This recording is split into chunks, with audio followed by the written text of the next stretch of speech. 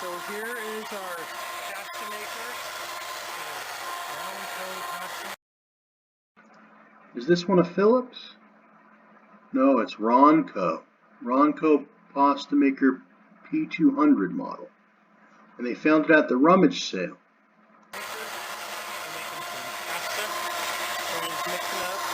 Jenny decided to make green because it matches her shirt. You probably can't hear me.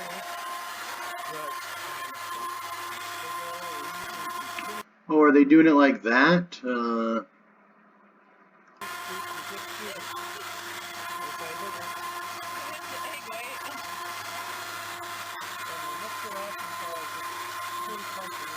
I'm not gonna lie, I watched this one time before I filmed this, but they mix the. See, I see different ways you could do that. Some people pre-mix the flour with that egg and then you can choose to put whatever vegetable. They're doing spinach in this one, and they've mixed the egg and the spinach together, and then they put the flour, and then they're adding that in while it's kneading the dough or whatever. Which I guess you can do it either way.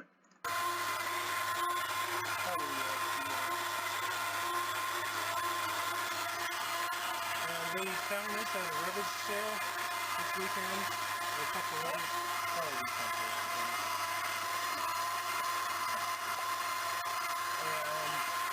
$2 and came home and plugged it in at work. We made some, what did we make last night? Rotini? No, we just funny. Last night for supper, and that turned out good. So I decided we're going to try some fettuccine with spinach cutting well. Now, is that overfilling it just a little small amount, or I think it isn't. I think that's the reason why those little spaces are there.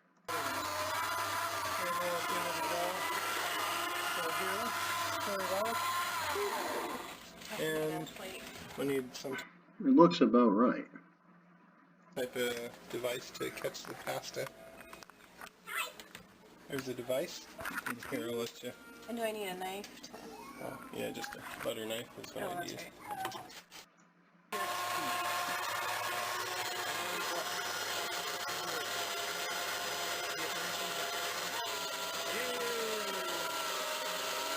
Now, does this happen automatically, or is there something you have to do, like from the kneading process to it pushing the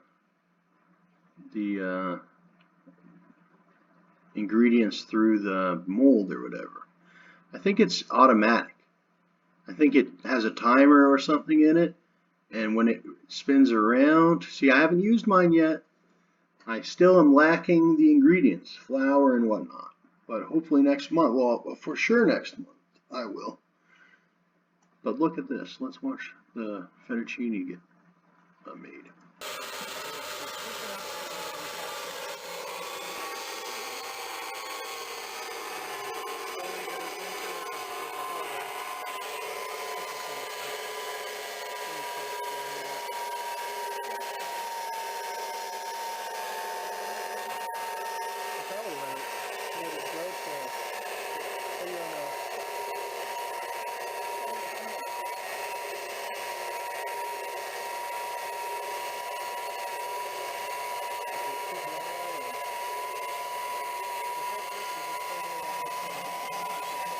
Now they're doing it quite long. I know some people, I guess fettuccine, they do it to a length that I would like it too.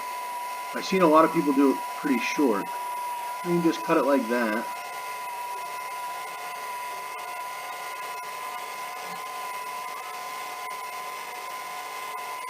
Now I would probably freeze it.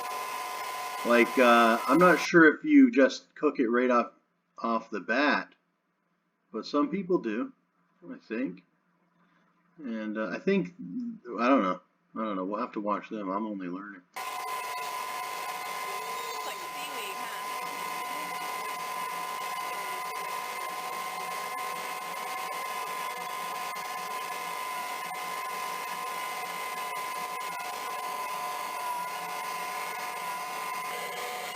Oh boy.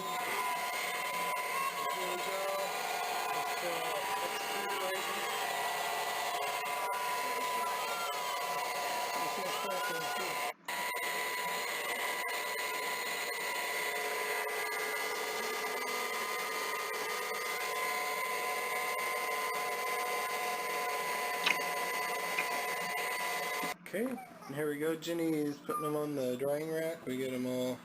Look, I did these ones. Oh my God. And this is a drying rack we found at a rubbage sale this weekend too. They're individually putting each fettuccine on the rack. So I guess it is destined for us to make pasta, as Gordon Ramsay calls it.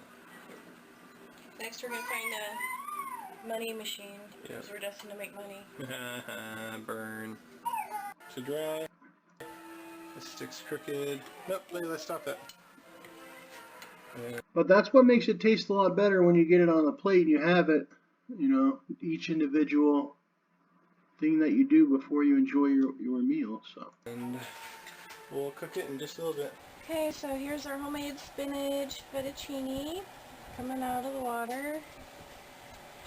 And then here's some that we already cooked, and it's got the Alfredo sauce on it. Ragu. So we're just going to add that and put the rest of the sauce in. We cooked it in 2 batches because That looks good. You could even put some ground beef in that with it. Or one thing I've never tried, usually everybody does spaghetti and meatballs with marinara sauce, but even meatballs with that would probably be good. But I'm sure this video came out in 2012. They had just gotten their pasta maker and they had just gotten this and that. I'm sure now they enjoy meat with their pasta now. I wonder if that pasta maker is still working.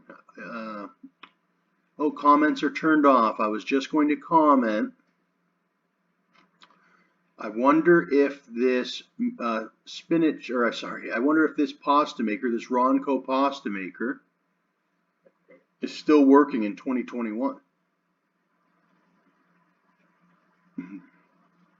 Because if you take care of these makers and you clean them, and that's the thing I was also going to say is one thing I've learned is generally you want to clean everything before, and I'm not saying they didn't, before you eat, because then you get lethargic. That's been a big problem in my life that I want to change while I'm still young.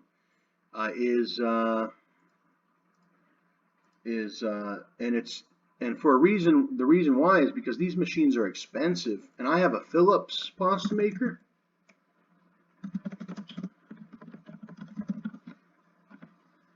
So I generally want to, I think the best idea would be to make the pasta like they did, and then bag it up and freeze it, or dry it out like they did. But then clean your pasta maker while it's drying or freezing. Make sure it's nice and clean and everything. Get it all ready to go again. And then cook your food and enjoy your meal. Then your pasta maker lasts for years and years and years. And then you enjoy your meal. And by the time you finish cleaning, your pasta will be solidified enough to where it will be like perfect. So I think that's the protocol that I'm going to follow. Oh, looks like they use durum wheat in this one, because there's all different recipes that you can make. Ooh, they have these noodles. I don't generally care for those noodles, that noodle shape anymore. But the spaghetti I have is the diameter of the spaghetti mold or whatever, each hole is not too big. So it's almost like an angel hair pasta spaghetti. Spaghettini almost. One.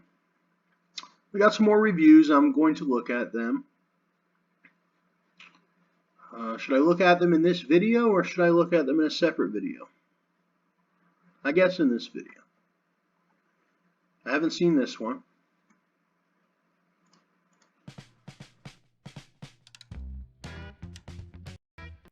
This is the Philips pasta maker. I'm really excited about this because it takes all the hard work out of making pasta, just does it automatically. I have the exact same one as this man here, except mine is black. I like the compact one. Okay, there's an even bigger one, that has an LED display and everything. But the compact one gives me so much room on my counter. And it does the job, it looks like. So let's keep watching. And I'm just going to unbox this and we're going to get right into it.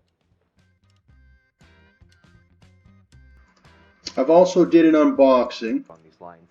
And just pro tip, incredibly. Looks like he's got some great tips from his perspective. So let's nice, colorful one. So this is a full color booklet of perspective.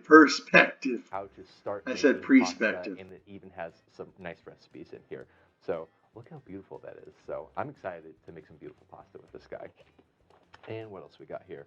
And we've got the incredibly condensed one-page version of the instruction manual too. So it's nice that they have a bunch of these for you.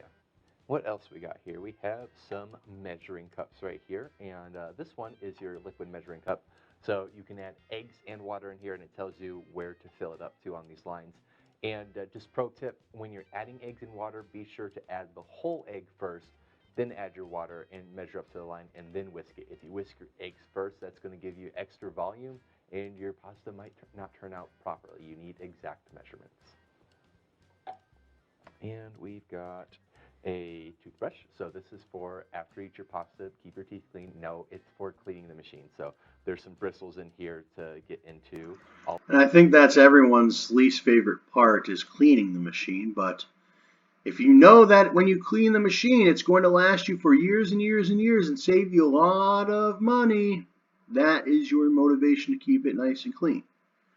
And women don't like it to be dirty either, like your place. So. All of these guys, and or men, are for that matter. The pasta dies themselves. So this is the fettuccine die, so that's your flat fettuccine noodles. We've also got a penne, so this is for those long tubular noodles. And installed is the spaghetti noodle die. All right, and then the last thing we have is the actual pasta maker itself. So it came assembled like this, so we're going to check this out. We're going to get some flour, some eggs in here, and we're going to make some pasta.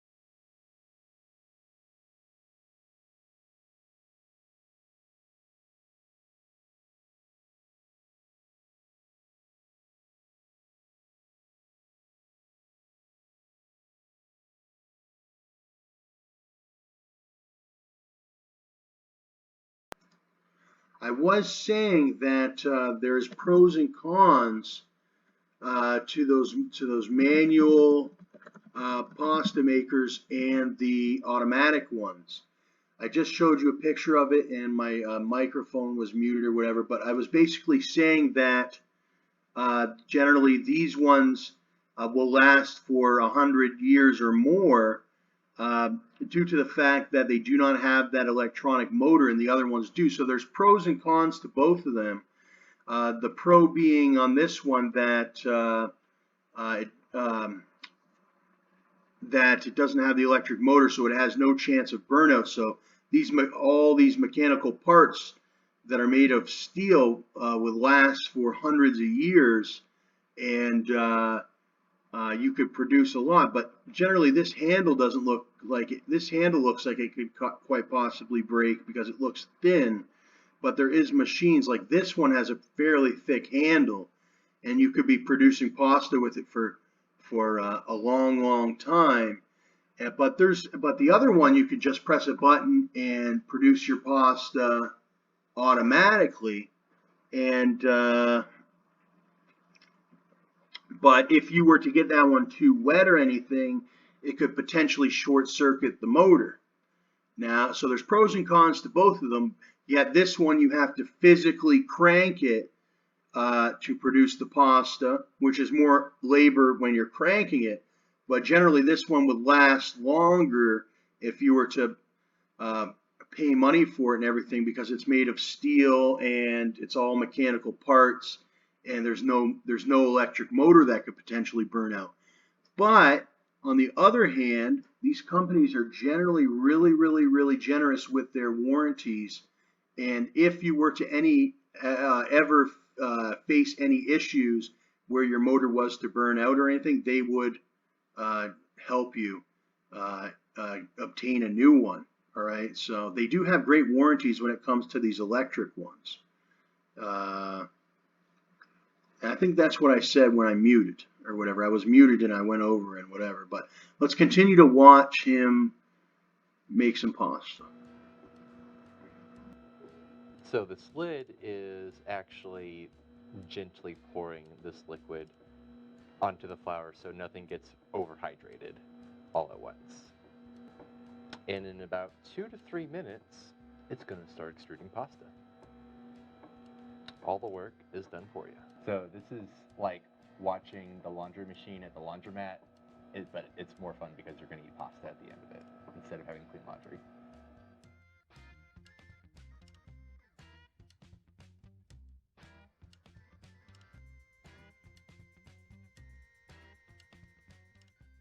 So on the auto function, it stopped for a second, and then it changed gears and went in reverse, and that's when it started to extrude all the pasta. So you can see we're getting a really nice nest of spaghetti. Ooh, it's kind of warm too. That's fun. So I'm going to say this is a pretty good length. I'm going to slice it off. His pasta looks highly appetizing With our slicing tool. And we're going to lay him out, and we'll make some more pasta. Look at all this pasta. Look at the spaghetti.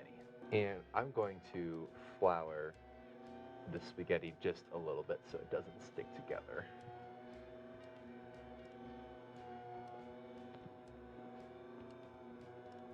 While our other pasta extrudes. Oh yeah, look at that. Spaghetti. He's getting quite sexual over that spaghetti. But he's absolutely right about that, getting the measurements exact. I mean, you can really see with his pasta, like he got it spot on, and it looks really good. Make a nice little spaghetti nest, and we'll cut this guy off.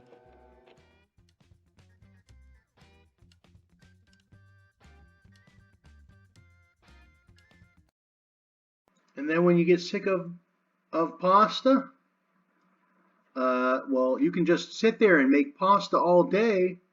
Bag it up, bag it up, bag it up, bag it up. Put it in your freezer. You don't have to make pasta, like bring out the pasta maker every night you want to have pasta. You dedicate a whole day to making pasta. You bag it up and freeze it, and there you go. You got pasta for potentially months, or a month or whatever, maybe once a month, if you want it to be extremely fresh. And then you clean it up, and then you have pasta to last you for the month. And then you take out the machine when you want to produce more pasta. You can do it any way you want, but that's the way I'm going to do it. You can see that we've got nice individual strands. I floured these so they wouldn't stick together, but these are nice firm noodles. They're not like too wet or like anything like that. So when you boil these are going to stay together. They've got like a nice thickness for spaghetti. I think that's the appropriate dye. I think Phillips did a great job. And just watching this was really, really, it made me feel like this was a very smart machine because it would go forward and back, trying to get as much of your dough into the spaghetti as possible. And I just really appreciate that Phillips really thought about the end user, and they want them to have a great. Now, is Phillips with a 1L or a 2L? Like, does it have 2 L's? Or it only has 1L, but I've been using 2 L's. And Because when I searched up Phillips before, I don't know, something made me start using 2 L's instead of 1. Where is it? Yeah, it looks like it's only 1 L. But I've been using 2 L's.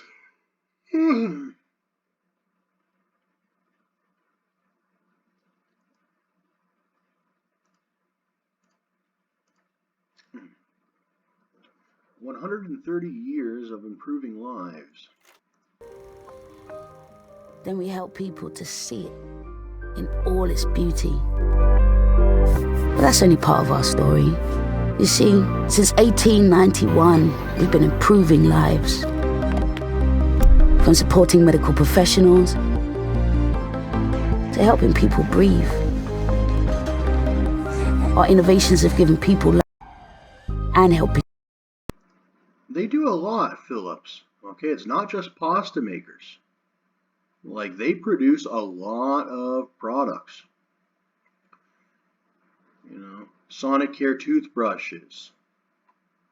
Those Norelco shavers, blenders, One Blade, medical devices, like they said. It's unbelievable how many things that they produce. Philips Healthcare, TV, Middle East, Estonia, Mexico, India, Denmark.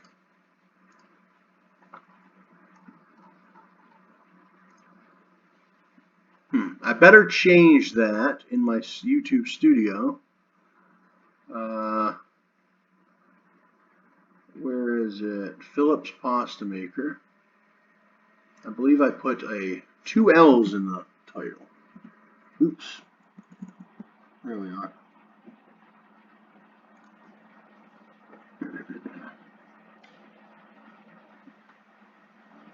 That's taking a while to upload. What's it at now? 68. So it was at 64% when I first woke up. So I can't wait till that gets up. I got a lot of videos on the way up. If you want to see the dirtiest cooking video you've ever seen, go look up this one. StacksAMilli cooks crinkle cut fries and steak sandwich. It was extremely dirty, but I cleaned up the place. I cleaned up my place since then, but.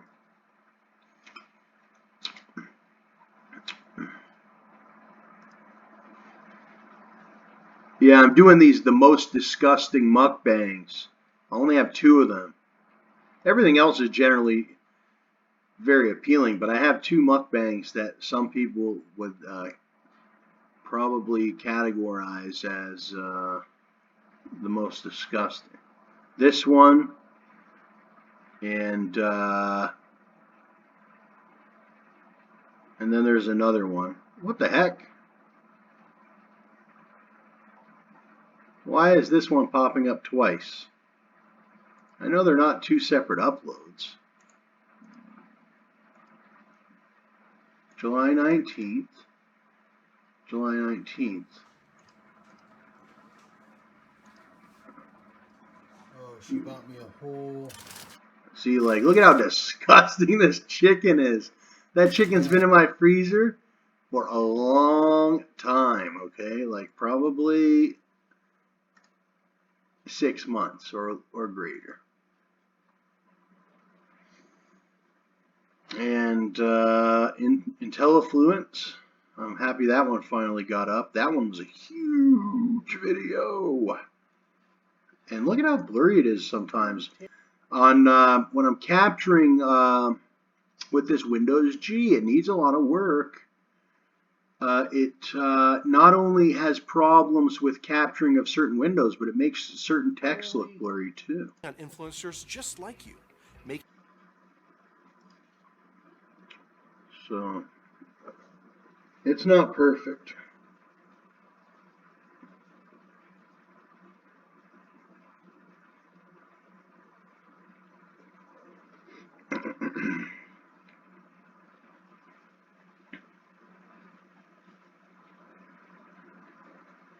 Oh, and here you can see, this is the wing video where I had the pink wings. Now I wasn't in the mood to like sit there and be like, complain, because I hate to complain about companies that I like am a frequent customer and fan of, but you can tell the difference between these wings and then the wings that I got in the new video. Where are they?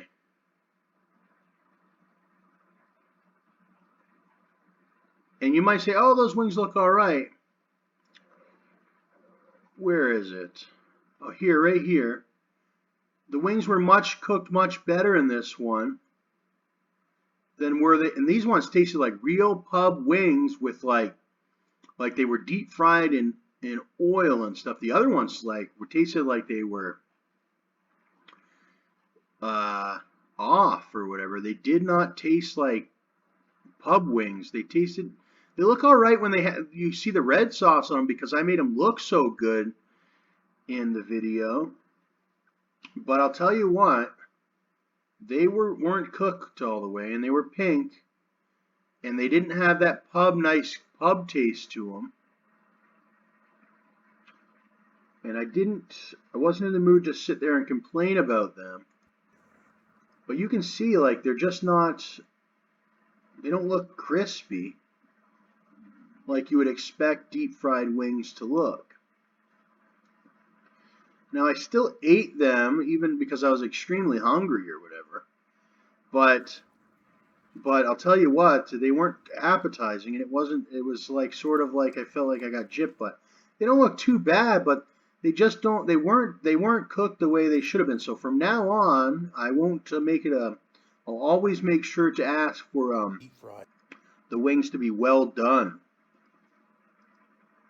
And I could have sat there and took a video or a picture of the pink wings. Pizza Hut properly deep fries their wings. They look all right. They look all right, but I'm telling you, they weren't cooked like the ones that I got as a replacement wing. Okay, when he did them well done, and you can watch that video here where we talk about it.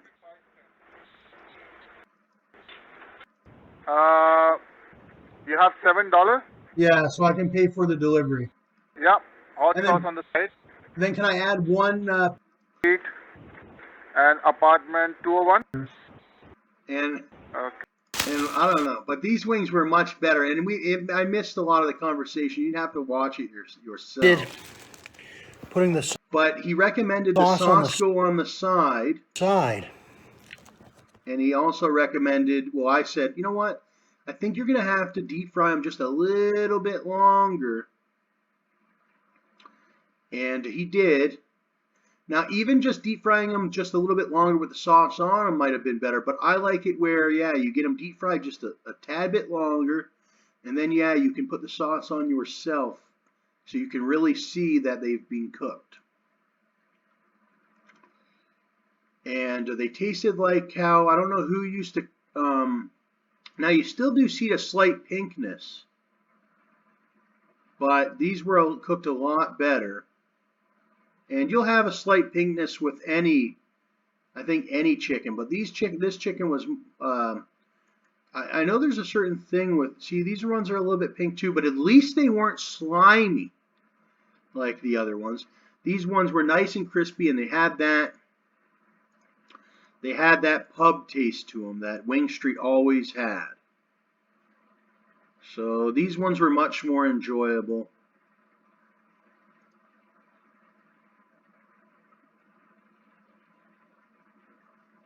And I went with a Pepsi.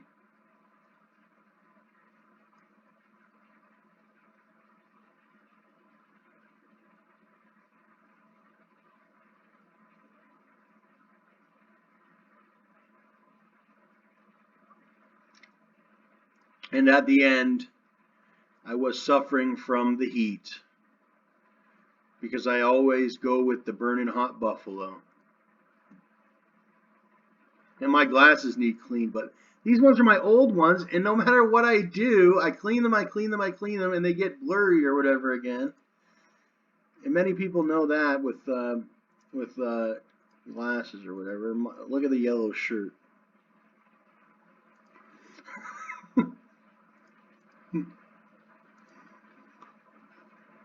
Oh, man. And I need to shave my face. I still have this scruff here. So I'm not perfect either. I look like a native in this one. Whoa, look at my eyes. See, I got that same thing I told you as the guy from that Walkerton tragedy video or whatever. I think it didn't just hit Walkerton. It hit the whole surrounding area, whatever that shit was.